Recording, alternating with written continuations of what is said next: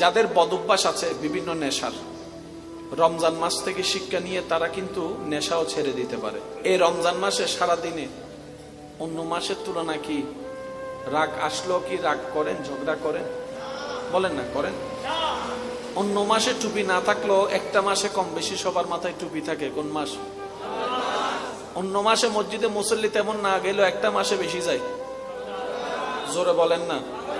অন্য মাসে বেশিক্ষণ অজু না থাকলেও অন্তত রমজান মাসে একটু বেশিক্ষণ অজু থাকে। কোন মাস? সব মাসের মধ্যে রমজান মাসের মধ্যে একটু মানুষ ভদ্র হয় বেশি। আল্লাহ কেন দিলা?